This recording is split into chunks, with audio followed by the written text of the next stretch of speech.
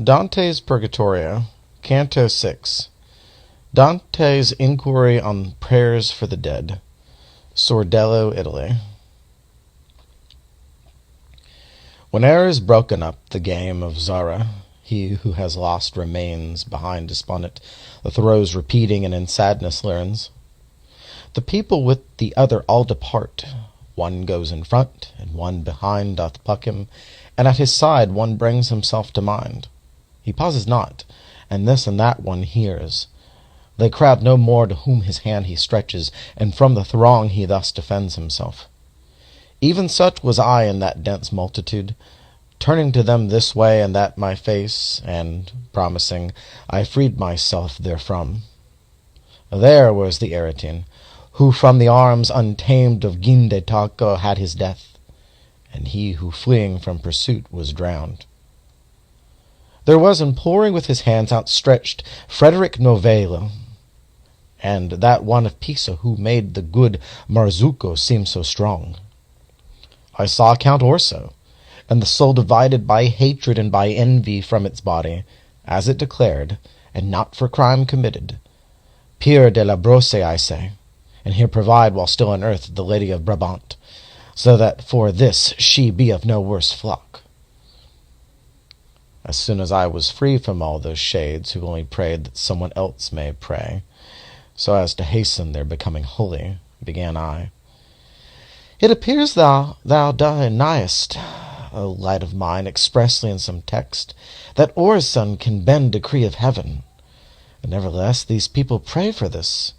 Might then their expectation bootless be? Or is to me thy saying not quite clear? And he to me, my writing is explicit, and not fallacious as the hope of these, if with sane intellect 'tis well regarded. For top of judgment doth not veil itself, because the fire of love fulfills at once what he must satisfy here, he who here installs him. And there, where I affirmed that proposition, defect was not amended by a prayer, because the prayer from God was separate. Verily, in so deep a questioning do not decide unless she tell it thee, who like twixt truth and intellect shall be. I know not if thou understand. I speak of Beatrice. Here shalt thou see above, smiling and happy on this mountain's top. And I, good leader, let us make more haste, for I no longer tire me as before, and see e'en now the hill a shadow cast. We will go forward with this day, he answered, as far as now is possible for us, but otherwise the fact is than thou thinkest. Ere thou art up there, thou shalt see return him, who now hides himself behind the hill, so that thou dost not interrupt his rays. But yonder there behold, a soul that stationed all alone is looking hitherward. It will point out to us the quickest way. We came up unto it, a Lombard soul, how lofty and disdainful thou didst bear thee, and grand and slow in moving of thine eyes. Nothing whatever did it say to us, but let us go our way, eyeing us only after the manner of a couchant lion. Still near to it Virgilius drew, entreating that it would point us out the best ascent, and it replied not unto his demand, but of our native land and of our life it questioned us. And the sweet guide began, Mondua, in the shade, all in itself recluse, rose towards him, from the place where first it was, saying, O Mantuan, I am Sordello of thy own land. And one embraced the other.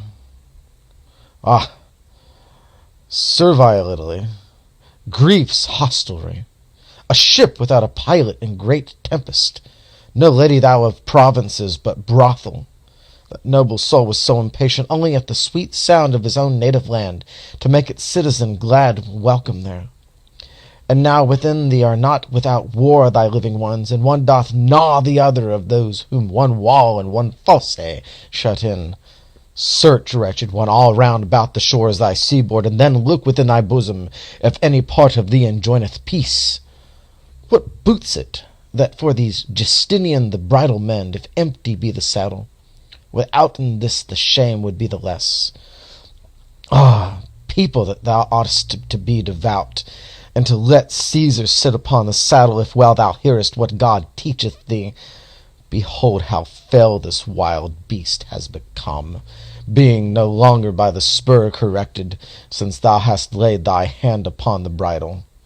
O German Albert, who abandonest her that has grown recalcitrant and savage, and oughtest to bestride her saddle bow, may a just judgment from the stars down fall upon thy blood, and be it new and open, that thy successor may have fear thereof, because thy father and thyself have suffered by greed of those transalpine lands distrained to the garden of the empire to be waste.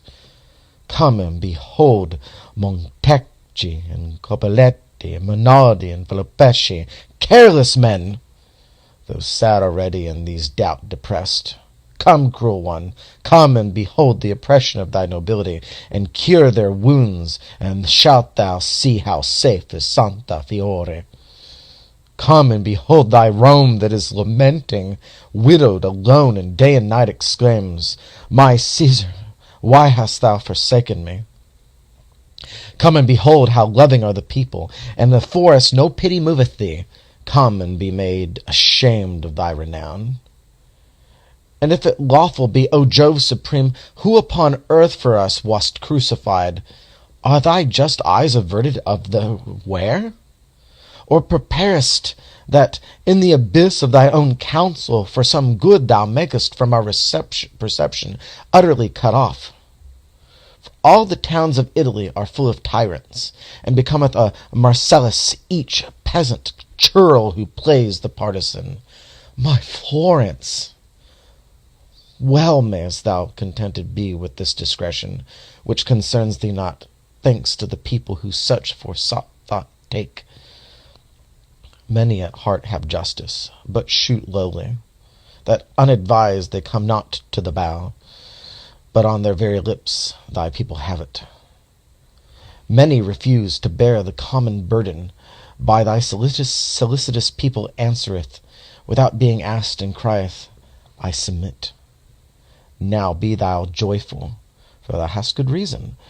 Thou affluent, thou in peace, thou full of wisdom. If I speak true, the event conceals it not. Athens and Lacedaemon, they who made the ancient laws and were so civilized, made towards living well a little sign compared with thee, who makest such fine-spun provisions, that to middle of November reaches not what thou in October spinnest. How oft, within the time of thy remembrance, laws, money, offices, and usages hast thou remodeled, and renewed thy members? And if thou mind thee well, and see the light, thou shalt behold thyself like a sick woman, who cannot find repose upon her down, but by her tossing wardeth off her pain. End of Dante's Purgatorio, Canto 6. So this one's a little bit hefty. As usually, I like to focus on the moral and the allegorical tones first. I profess I am not as much of a historio-political commentator on the commenter on the Divine Comedy. So I'll focus on what I deem important first, which is wrapping up with the unshriven from the last canto. They all rush at Dante, giving him a laundry list of people to go to on earth to have them pray for them in purgatory, because again, you cannot pray for yourself in purgatory other than the one prayer given you.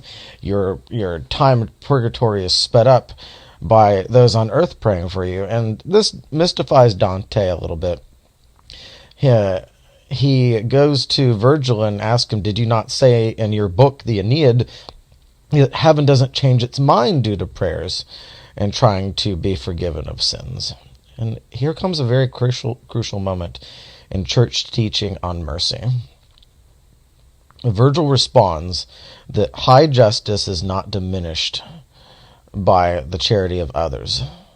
And what this means is, If someone else offers to pay the rest of your debt, that you haven't suffered any less, then you haven't done any less of your time. And this is a question that comes up with people that meditate on purgatory. If the whole point is to work off your time, to make up for what you didn't do on earth, then shouldn't you be there the entire time because you quote-unquote haven't learned your lesson? If people pray for you on earth, aren't they just speeding up your time and you haven't learned your lesson yet? And Virgil responds, high justice is not diminished by the charity of others.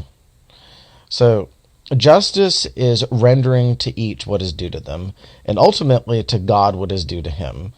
If we sin, we have to make up for that sin. Even though we are forgiven by Jesus Christ in confession, we still have the temporal effects, the consequences of those sins, which we must pay off in purgatory, if not wisely on earth, where it's much easier. So it's the paying off of a debt. However, that doesn't mean that others can't pay off that debt for you. Ultimately, in Christian church teaching, that's what mercy is. Mercy is not where someone takes care of it for you, takes care of your sin for you, and it goes away. No, mercy is you, as the non-guilty, taking on the consequences of that sin for another. You're paying off the remainder of the temporal effects of their sin. Paying, meaning that you are using out of your own currency. The sin doesn't just go away free. Someone has to pay the piper for the temporal effects of the sin. And we see that in no better exemplification than Christ on the cross. Someone still had to die for our sin. In the Old Testament, it was the animal sacrifices and the scapegoat, the lamb. And the New Testament is Christ the Lamb. Someone had to go on that cross. God couldn't just say, he could in all things, but in the logic and the respect of the workings of his own universe, he couldn't just say, oh, the sin is gone. To every action, there is an opposite and equal reaction in science. There has to be a counterbalance. There has to be a material, substantial thing to offset it. And so this is what Virgil is telling Dante here, that justice is not offended because justice is going to get paid either way. It's simply a matter of who's paying for it. And so the merciful, the charitable on earth, when they pray for those in purgatory, they are spending that time with their lips and with their hearts, and with actions such as pilgrimages and prayers and journeys, paying physically and spiritually for the purgatory time of others. The rest is simply Dante coming across a fellow Mantuan in purgatory, and he begins to lament the downfall of Florence and how it seems to have fallen so far from Christ's attempts to redeem the world into Florence is even worth it anymore.